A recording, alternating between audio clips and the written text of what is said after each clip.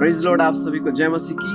प्रभु यीशु मसीह के नाम में फिर से एक बार आपका स्वागत है। आइए हम जानते हैं हमारे जीवन में आश्चर्य कर्म कब होता है। यदि आप चाहते हो आपके जीवन के अंदर में परमेश्वर का चमत्कार हो, आश्चर्य कर्म हो, आप ऐसे किसी चीजों में फंसे हुए हैं जहां हर चीज घट रहा है और आप चाहते हो कि वहां बढ़ोतरी हो, तो आइए मेरे साथ एक वचन को पढ़ ले।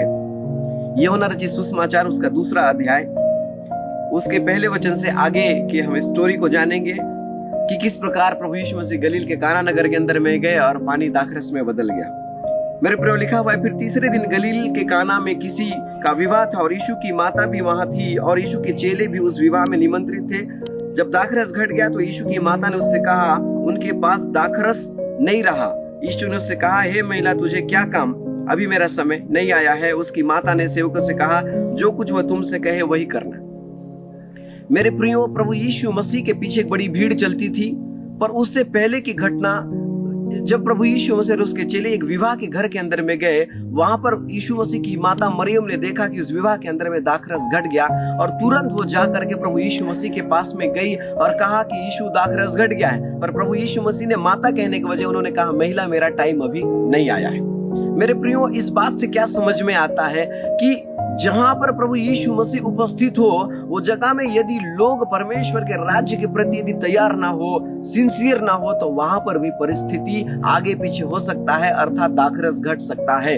और सबसे बड़ा बात यह है कि प्रभु यीशु मसीह के पीछे प्रभु यीशु के 12 चेले चलते थे और मरियम क्यों चेलों के पास नहीं गई, जबकि चेलों का भी अभिषेक हुआ था, चेले भी प्रभु के साथ चलते थे, चेले के अंदर में भी प्रभु का देव अभिषेक था और चेले के अंदर में भी वचन का बहुत सारा ज्ञान था, पर मरियम यीशु के पास ये क्यों गई? यहाँ पर एक बात समझ में आता है, प्रभु यीशु मसीह ने बोला, हे महिला, अभी मेरा समय नहीं आया है। मेरे प्रियो, आज आप अपने बिजनेस को ग्रोथ करना चाहते हो, अपने मिनिस्ट्री को ग्रोथ करना चाहते हो, आप चंगाई को पाना चाहते हो, छुटकारा को पाना चाहते हो, कई सारे ऐसे प्रार्थना जिसको आप नियमित तरीके से अपने जीवन के अंदर में रखे हैं और आपका प्रार्थना कबूल नहीं हो रहा है। इसके पीछे का रीजन ये है कि आपके पास में जो तैयारी है वो कहीं ना कहीं आज भी कम है। और दूसरा जो टाइम है, परमेश्वर आपके जीवन के अंदर में वो बड़े महिमा और मिरेकल को करना चाहता है, आश्चर्य कर्म को करना चाहते, पर उसका समय नहीं आया है।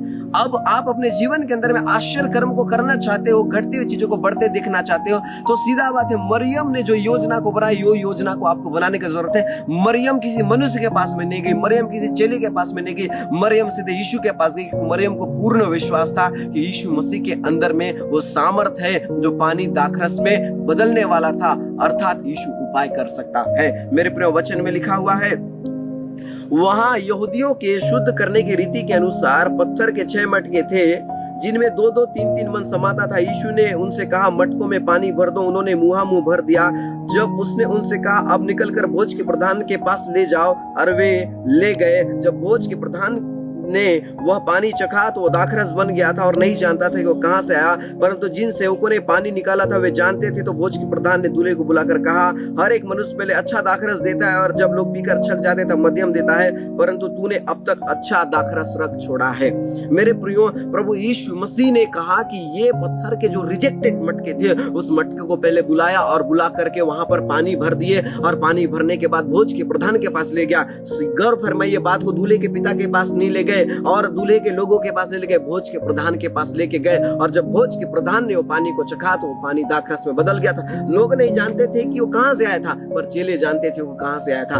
अर्थात मैं शॉर्ट शब्दों में ये घटना आपके सामने में बताने के पीछे मेरा मुख्य कारण ये है कि आप अपने जीवन के अंदर में आश्चर्य कर्म देखना चाहते हैं। बीमारी में बहुत मेडिसिन ले लिए, बहुत प्रार्थना कर लिए, बहुत उपवास कर लिए, रिजल्ट नहीं आ रहा है। क्यों नहीं आ रहा है? क्योंकि आज आपका तैयारी कम है, तैयारी को विस्तृत करने की जरूरत है। दूसरी बात, आपको किसी मनुष्य के पास में, किसी भविष्यवक्ता के पास में, किसी अनॉइंटेड के पास में जाने से पहले आपको परमेश्वर की उपस्थिति में जाना पड़ेगा। तीसरा बात, आपको मनुष्य के ऊपर भरोसा करने से ज्यादा आपको परमेश्वर के ऊपर भरोसा करना पड़ेगा और आपको अपने राइट टाइम का वेट करना पड़ेगा। प्रभु यीशु मसीह अपने राइट टाइम का वेट किए और वेट करने के बाद उन्होंने चेले को आदेश दिया और चेला ला करके जब पानी को भरे, पानी को भरने के बाद वो दाखरस में बदल गया।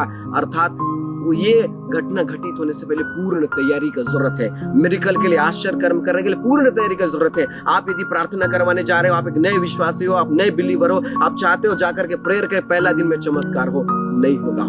वेट करना पड़ेगा, विश्वास करना पड़ेगा, वचन में स्थिर रहना पड़ेगा और आप परमेश्वर के साथ आपको कनेक्ट होना पड़ेगा। तब जा करके आपका पानी दाखरस में बदल सकता है। मेरे प्रियो, दाखरस तो शादी घर में घट गया, विवाह घर में घट गया, लेकिन भोज के प्रधान के पास क्यों ले गया? क्योंकि भोज के प्रधान वहां का मुख्य व्यक्ति में से एक था। याद रखो, आज आपके जीवन के अंदर चमत्कार नहीं हो रहा है, आज आपके जीवन के अंदर मिरेकल नहीं हो रहा है, आज ही परमेश्वर के पवित्र वचन को एक्सेप्ट करो, वचन के अनुसार चलना चालू करो। आपके जीवन में परमेश्वर आश्चर्य कर्म करेगा और छोटे मोटे लोगों के पास नहीं करेगा, प्रधानों के पास में, भोज के प्रधान के पास में ले जा करके, अर्थात रेस्पेक्टेड लोगों के पास में, बड़े लोगों के पास में खुदावन आपको ले जाएगा और आपके नाम को ऊंचा करेगा।